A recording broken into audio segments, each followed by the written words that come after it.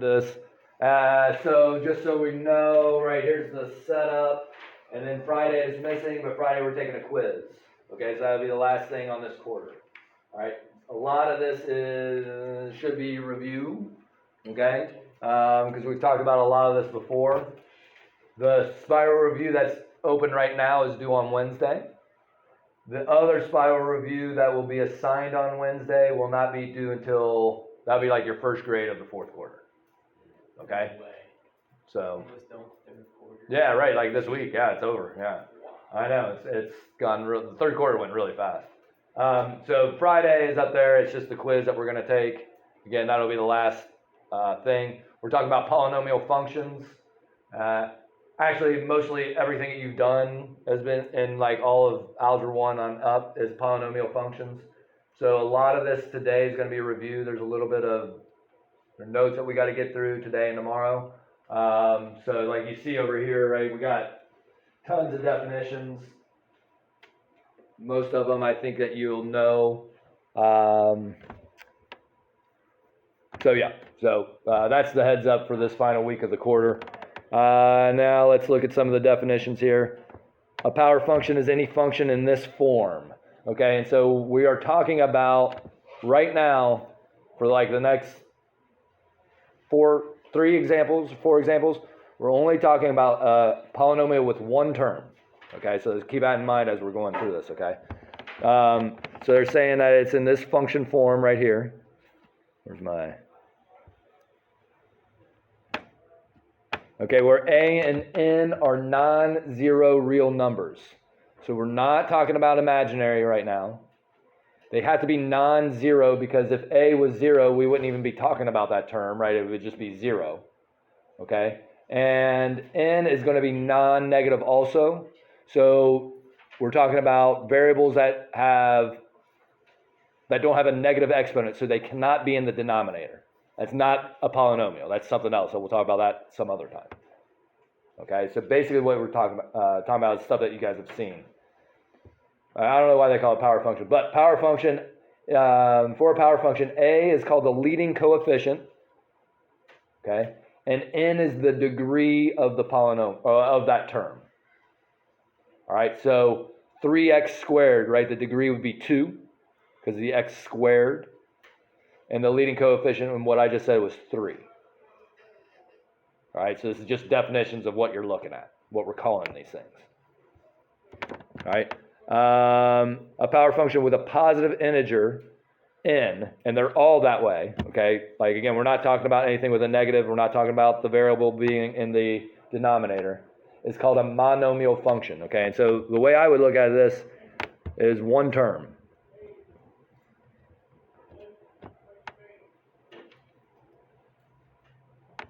Okay, now the part that should be review-ish. All right, we're talking about end behavior. End behavior, if you remember, is when we go really far out on the x-axis to negative infinity or really far out on the x-axis in positive infinity. And then we're checking to see what the y values are doing way out there. Okay, that's end behavior. So, if the degree is even, 2, 4, 6, 8, 10, 12, it doesn't matter. It's always going to make, and the leading coefficient is positive, it's always going to be this basic shape. Now, this part of it, stuff that is relatively close to 0, could do a bunch of different things. But we're not worried about those bunch of different things. Those bunch of different things will come when we add things to our monomial function here, our monomial polynomial. Okay, so we're only looking at, so assume that we're like super zoomed out here. Okay, so all even degrees, so when the exponent is 2, 4, 6, 8, etc., it's always going to make this basic kind of U shape. And just think of your parabola, right? That's an x squared, so it would make that. Okay, and so then, right, if you remember these statements right here, right, that's read as x approaches negative infinity. So all they're saying is when we go out this way, super, super far, our y values are doing what? Well, they're going up, so they're going to positive infinity. Okay? As our x values go to positive infinity, go super far to the right, the y values are still going up. So then they're going to positive infinity. And if you think about that, right, like if you square any number or raise it to the fourth power, anything like that, they're always giving you a positive answer. Okay, and that's why all these y values are positive. But if you turn around and take those exact numbers and multiply them by a negative number, think of order of operation. Okay, so you would square or raise to the fourth or whatever first, and then turn around and multiply those numbers by a negative. So you would always be multiplying some positive number by a negative. Then it flips it upside down. All those y values now have to be negative. So again, if the degree is even, we're still talking about an even degree, but our leading coefficient now is negative, then all of those are going to be basically like this upside down u. Now, depending on the degree, all kinds of different things could happen kind of close to zero, but we're only talking about end behavior here. Does this make sense? Okay, so again, if we go super far out to the negative x values, square it, it becomes positive, multiply it by a negative coefficient, it becomes negative. So then all of those values would give us a negative infinity. All the y values would be negative. Is that okay?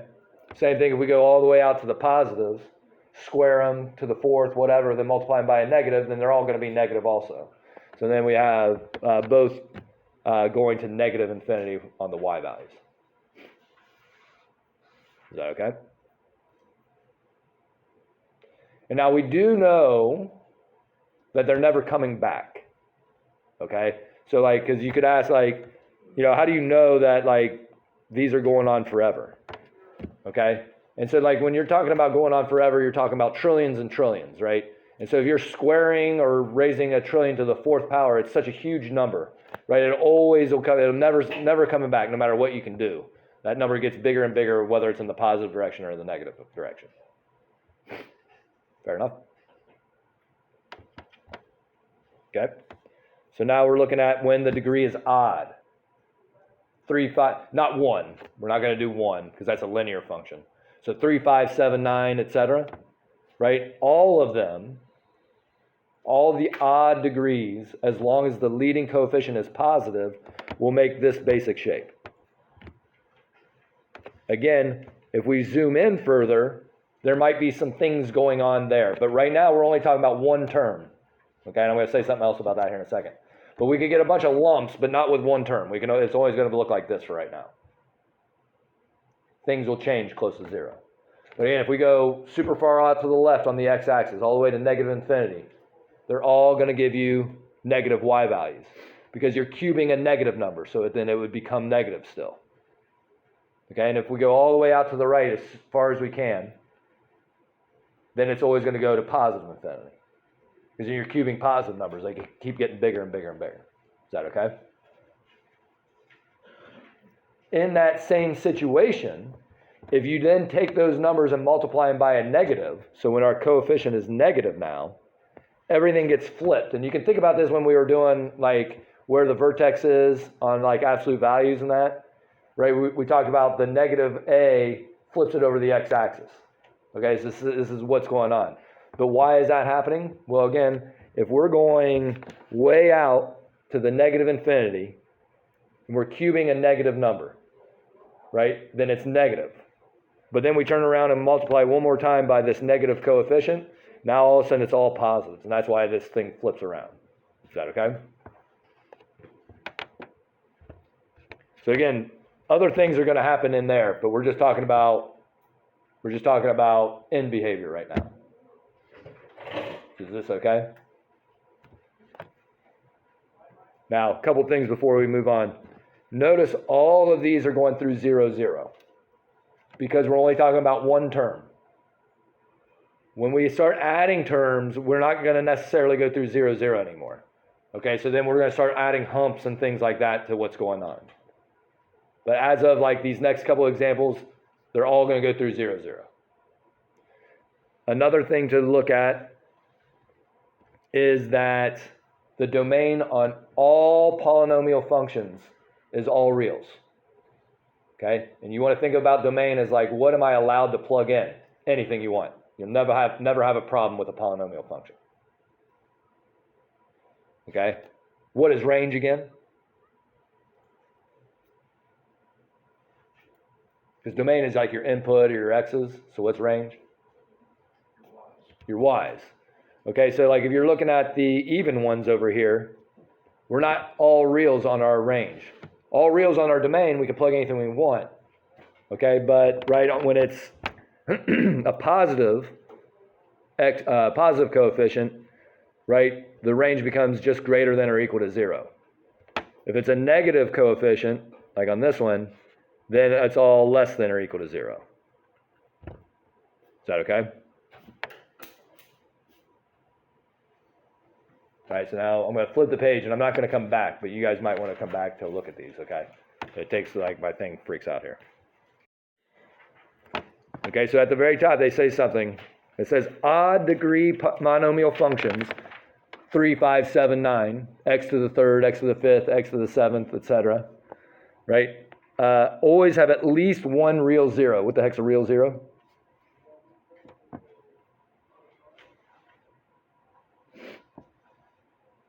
Or what's a zero in general? It's an x-intercept. So sometimes we had imaginary ones before where they didn't cross. Real means that, yeah, they're crossing. Okay, so why do we know that an odd degree monomial has at least one place it crosses the x-axis?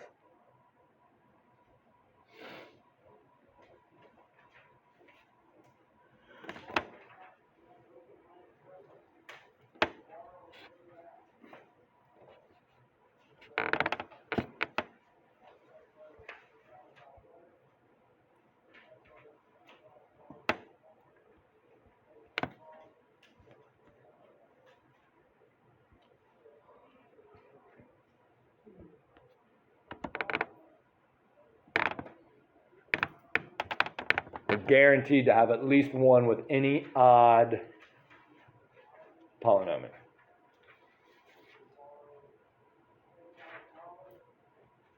One real zero, or one place it crosses the x-axis. Why can we be sure that's true?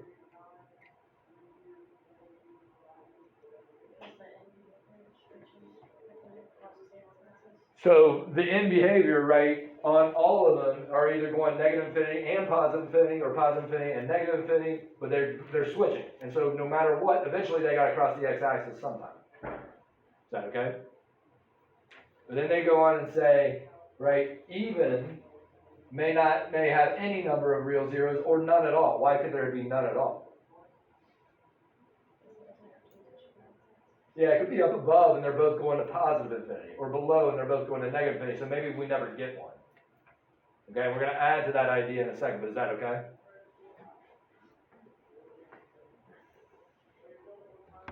All right, so then end behavior. I know what all these look like because I've done this before, but you may not. So I would always sketch something to look at it, because you don't need to keep everything in your head at once, or at least flip back to that other page. Okay, and so they say, describe the end behavior of this function. You do not have to be accurate when you're talking about end behavior. All right, it says the leading coefficient of this is what?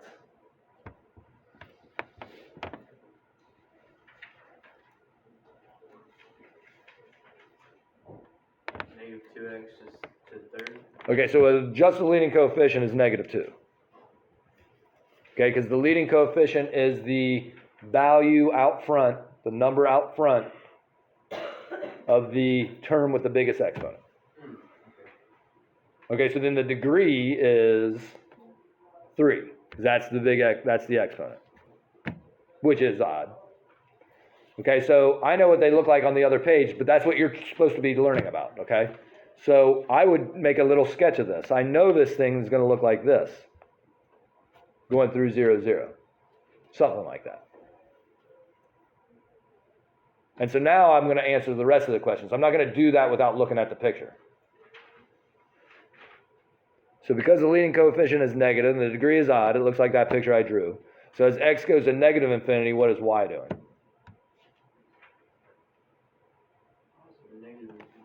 As x goes to negative, y is doing what? Positive infinity. Is that okay with everyone? Right, as we go out to the left, it's going up. So then as x goes to positive infinity, all the way out to the right, what's y doing? Negative infinity.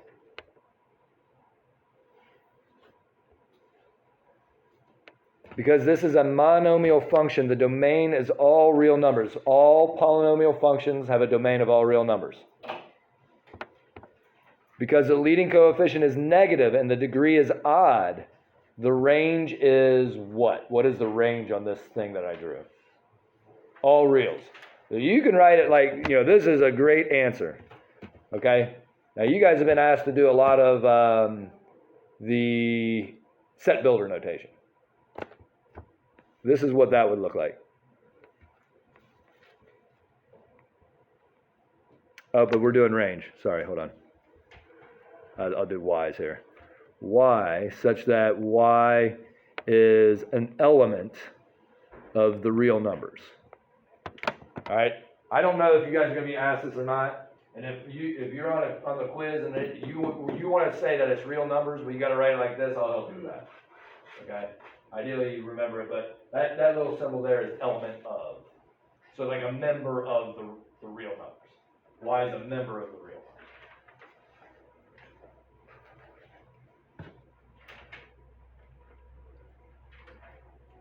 All right, so let's do the check then. Again, I would graph these. I would not try to do these without looking at them. So what is the leading coefficient? And it doesn't, we're talking more about the sign than the number itself. But what is the leading coefficient of this function? Negative 10, negative being the important part. And then what about the degree? 6, which is even or odd? Even. So it's going to be some kind of u. Okay, so again, I know what it looks like. You need to be trying to learn what it looks like if you don't know already. But since it's even, it's going to be either an upside down u or a right side up u. Since it's negative, it's going to look like this. Something like that. Okay, so now let's answer the questions. As x is going to negative infinity, y is going to negative infinity. As x is going to positive infinity, y is going to negative infinity. Is that okay? What about the domain of this? All reals, because it's a polynomial function. Okay? I'm just writing like that. Is the range all reals also?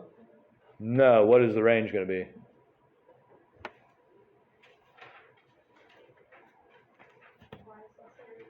Less than and equal to 0. Yeah. Is that okay?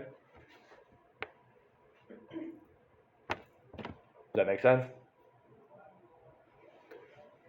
Eventually, we're going to add other terms to it.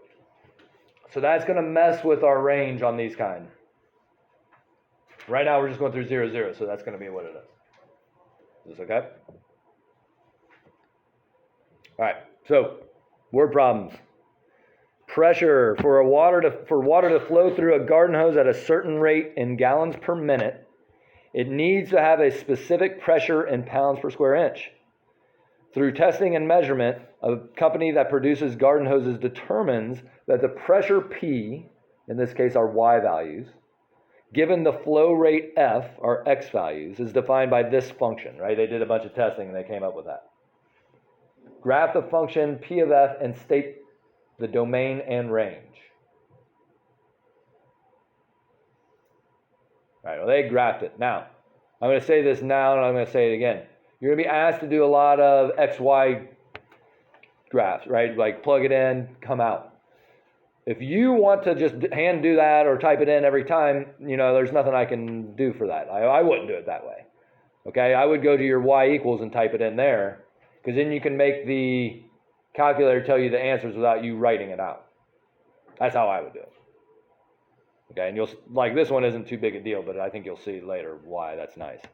But there's our function. It's a monomial, right? Just one term. A is standing for the leading coefficient. So what's the leading coefficient here? N is the degree, or the biggest exponent. So what is it here? 2. Okay, so now, again, I would do a quick sketch. I wouldn't try to know these domains and ranges before I do, right away. Like, I don't expect you to right now. A couple days from now, yeah, you better, right? But so, like, here's what the graph looks like. So then what's the domain? All reals. And now, I'm sitting here looking at this, and you could argue that the negatives don't make any sense in this problem because we're pumping water through a hose, right? And our x values are the flow rate. So like to get a negative flow rate, you're like pumping something out, right? You're not putting water in. So like you would be like, well, that's not what a garden hose does. Right? Well, yeah, you're probably right. Okay, but like they're saying it's all reals here. Because A is positive and N is even, the range is going to be what? So what's the range of that?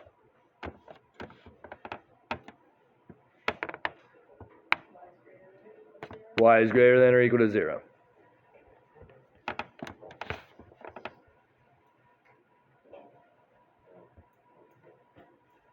Is that okay?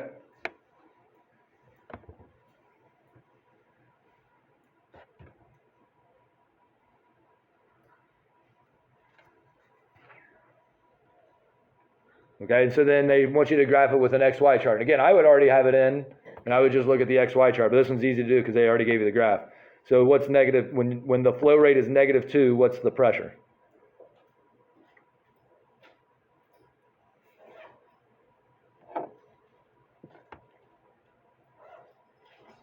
6. Right, and you can read that off the graph.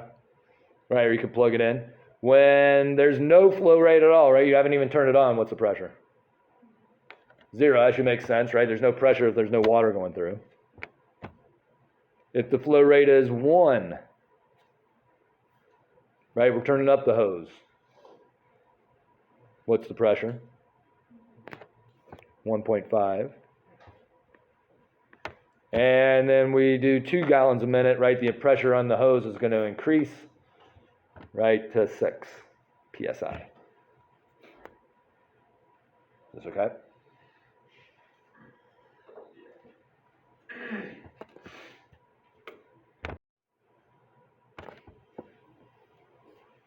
All right, more definitions. Please ask questions if this part doesn't make sense, but don't get like super worried about this next statement. A polynomial in one variable, there can only be one variable for what we're talking about, okay, is an expression in the form of this, and they give you that statement that's an expression. Now, the thing to notice about this is that anything with a subscript, so like a sub n here, that is just a naming mechanism. So they're just saying, right, because they're comparing this n to the exponent. So all they're saying here is the coefficient that goes with x to the nth power. That's all they're saying. And then they move to the next one, right? Because you're going to put it in order from greatest to least. That's going to be standard form. Greatest to least is standard form. And I'm talking about the exponents. The biggest exponent comes first, and then on down. This is assuming that you have already combined like terms. Someone asked about that, right? We're not going to have multiple, like everything needs combined and simplified, okay? So, right, a sub n minus 1 is just the coefficient that goes with the second biggest exponent. Right, they skipped one. If it was a sub, or they skipped a bunch. If it's a sub n minus 2, it's just the coefficient that goes with the third biggest exponent. Does this make sense? Or can you accept what I'm trying to say? That the a sub whatever is just like, make sure you line it up with the right term. Okay? And then the really important part is to notice that we're starting with the biggest exponent, and we're going 1 down, 2 down, 3 down until we have just a 2, and then a 1, and now it's a 0 because it's gone. Is that all right?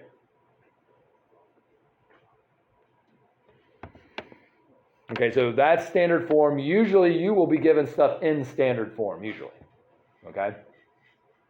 But again, standard form just means rearrange it so the biggest exponent comes first, followed by the next biggest, followed by the next biggest. So we're talking about degrees of each term. The biggest degree, like if you line them up, the biggest degree that you see is going to be the degree of the polynomial. So for instance, if I give you this,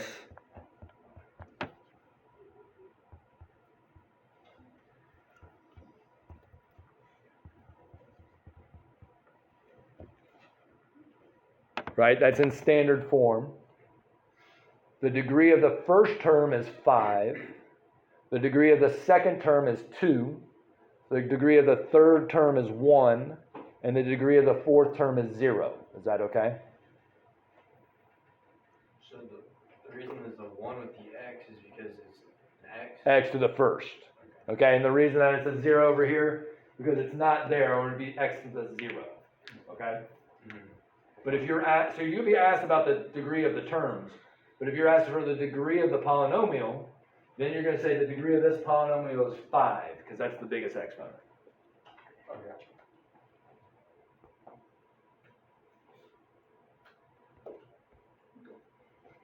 Okay? So that says a polynomial function is a continuous function. That's a big deal. Okay? In calc, they have to say things are continuous. And they say, oh, this is a polynomial, so I know it's continuous, and then we can do some stuff with it. Okay, so continuous is a big deal, but continuous for you means that you can draw this whole thing without picking up your pencil. Okay, that's continuous for you guys. All right? So a polynomial is continuous and can be described as a polynomial equation in one variable. And then it tells me that it says that you have learned about constant, linear, quadratic, and cubic functions. So if you have, what do they look like? What's a constant function look like?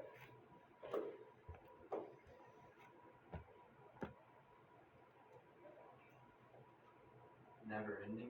That's true. It's continuous and never ending. But what's the shape if I draw it? It should just be a line, right? It should be a line, but more specifically, not like that. That would be linear. Okay, so, because he was going like this. That would be a linear function. That is not a constant function. That would be a quadratic function. Just like, So they all have to be horizontal, because what a constant function is saying is that no matter what you plug in, you're always going to get the same number out. So that's a constant. Linear is like, which one was linear? the angle. Yeah, it could be just like this, but a straight line. Okay, quadratic was the U, or the upside down U. And now they say they do a cubic. Do you guys know the cubics? I mean, you kind of should, because we did like one a second ago, but like, what's a cubic? They say you know it. Oh, it's almost like squiggle around. So it was specifically, the basic one looks like this. Yeah. But since it's, and I want you to watch, right? It could look like this. That would be the most dramatic it could be, with a positive coefficient. And I want you to notice that it's 1, 2, 3 zeros. That's a cubic 3. 3 zeros. And then they go on and say, well, we're going to talk about quartics and quintics. Well, I don't use, most people don't use, some people use quartics, but quintics, I mean, like, you forget what all those words are, okay? So degree of 4 and degree of 5. So the degree of 4, a quartic. The basic one looks like this. It could dramatically look like this.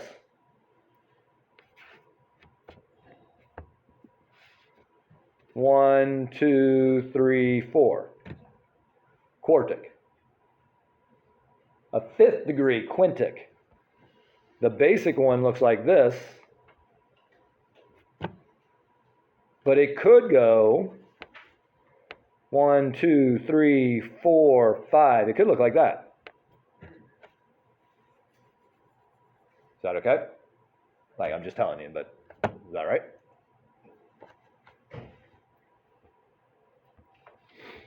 All right, so then they go on and say a couple more things. And this is important right here. This is an important thing. The degree tells you the maximum number of times, maximum, it doesn't have to be that many, the maximum number of times that a graph of a polynomial function intersects the x-axis. Okay? Maximum. Doesn't have to, like that quintic doesn't have to cross 5 times, it just could. Is that all right?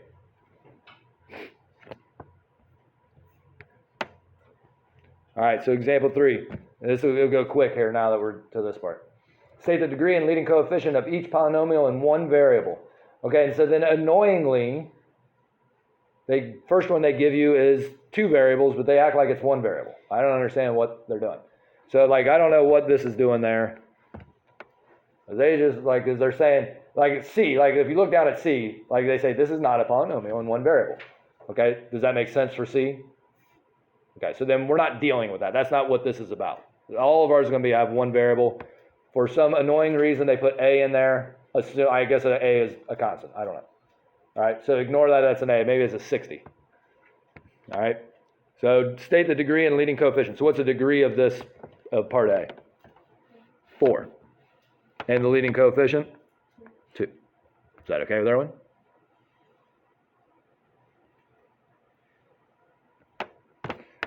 Part B, what's the degree on that one? 3. What's the leading coefficient? 7. Good. C, we're ignoring it. We don't do that one. All right. Part D, what's the degree? 4. 5. Oh, it's the first one. Because it's the biggest one. Oh, well, the biggest. They put it in order for you, but you guys should pay attention to see if it's in order. All right, so the degree is 5. What's the leading coefficient? 1. I was thinking it was the biggest number. It's not always the biggest number in the... No, it's the biggest exponent. Biggest exponent. Now they're adding more terms. So this is where we get all these lumps and stuff, and all these hills and whatnot. Okay, before it was just real basic. But now once you add terms, all these things start showing up.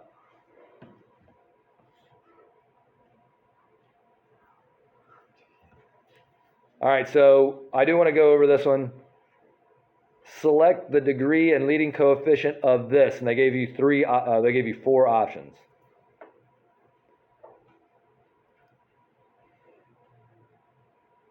But what do you notice about that last term? X is in the denominator. Now, that's a red flag for this thing. This is not a polynomial function. Okay, and you could rewrite that last term as negative 6x to the negative first, but it's still not a polynomial, because our definition of a polynomial function said that all the exponents have to be positive. Okay, so the answer to this is C. This is not a polynomial. I'm sorry, it's not C. It's D. This is not a polynomial in 1 variable. Well, it is in 1 variable, but this last statement is the important stuff. Is that okay?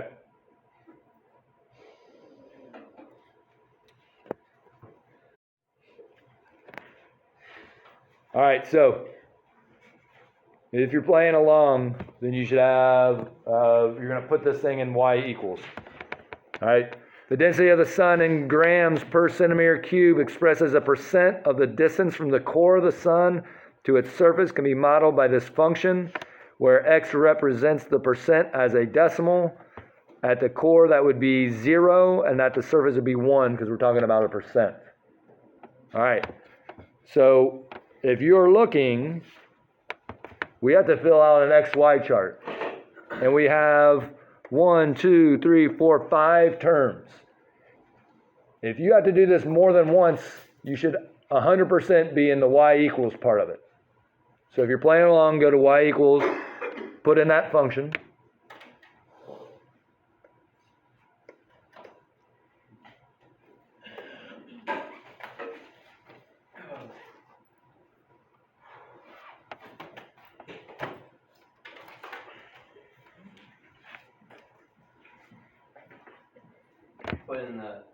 Put in the function they gave you and the y equals. Oh, the big long one? The big long one. Yeah. All right. Because again, my guess is that you don't want to do this 5-6 times. So then when you get it in, and you go to the table, what do you see?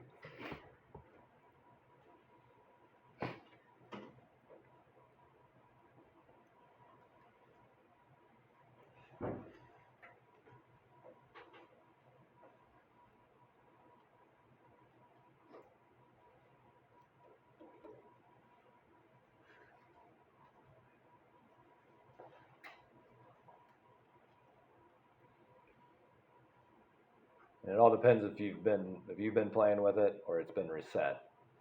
Like some of you guys that have your own maybe is already set up the way it should be, or the way you need it. But if you're using one of the schools, it's almost definitely been reset since it's been messed with.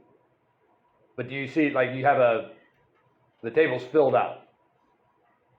But notice that all the inputs are integers, which does us no good right now because we're asked to evaluate at 0.6 on part A. And then on part B, we're doing 0.2, 0.3, 0.5, etc. So we've talked about this before, but what you need to do to make the calculator do all the work for you is go to table set. It's up at the very top. Then you're going to scroll down and change the independent to ask.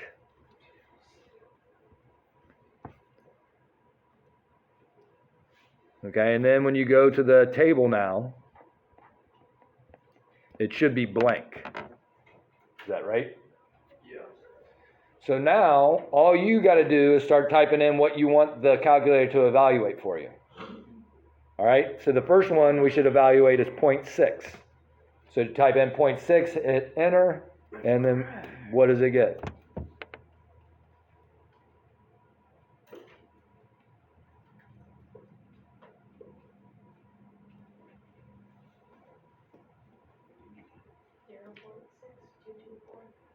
Uh, 0.6224.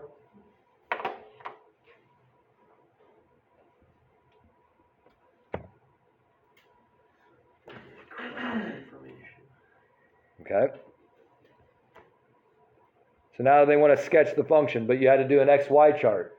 So again, instead of retyping that whole thing in, you've already typed it in once. Good. So now you can tell me what 0.2 is. 38.75. 38.75. 14.4. Well, hold on. That's what you said, 38.75? Yes. Okay. And then you did 0.3. Yes, sir. What is that? 14.5454. And then 0.5. 0.1875. 0.1875. 0.8. 1.9824. 1.9824. And then 0.9. 0.7859.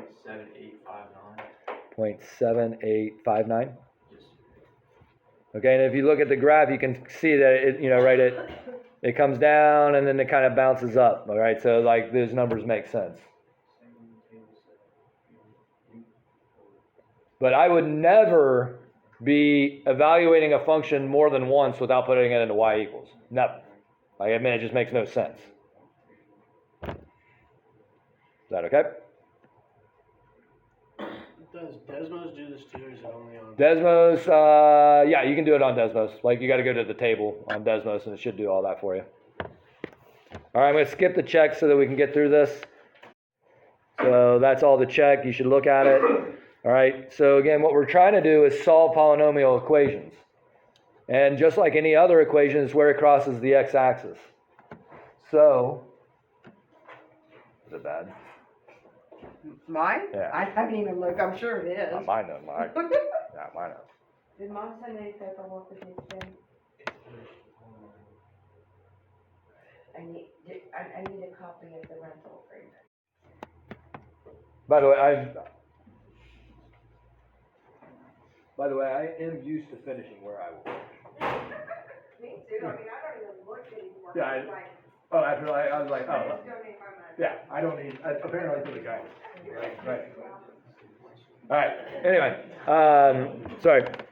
So So again, we're looking for where it crosses the x-axis. Now, there's a lot of techniques, and I don't know how far we're going to go into these techniques. Like you can do it without a graphing calculator, but you got a graphing calculator. All right, so we are looking for the zeros. And so they say the real zeros occur at -2, 1, and 4. Does that make sense with the graph? So then how many real zeros do we have? 3. All right. 1 to 19 odd.